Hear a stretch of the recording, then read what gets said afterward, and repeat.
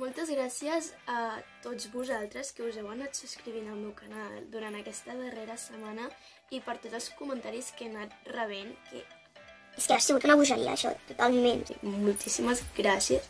També voldria agrair un tou a TV3 i a l'equip mòbil que va venir a entrevistar-me, que la veritat van ser supermacos i és que és una experiència superxula.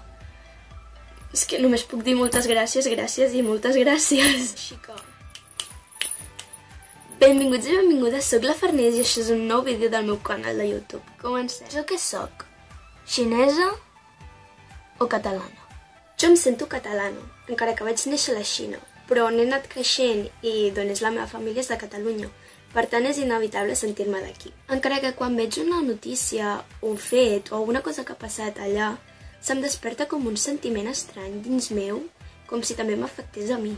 Però no només jo ho sento, sinó tota la meva família, els meus pares, també els hi passa el mateix.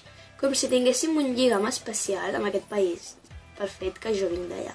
Llavors és quan a vegades penso, i jo què soc? Catalana, xinesa, m'he de sentir d'aquí, m'he de sentir d'allà? Què?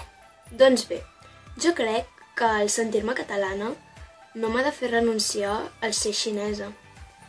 Per tant, jo sóc catalana i xinesa. Bé, fins aquí el vídeo d'avui. Espero que us hagi agradat. Si és així, doneu-li like. Si no, també, feu el que vulgueu. Podeu deixar comentaris de si us sentiu igual, si us sentiu diferent, el vostre punt de vista, etc, etc, etc.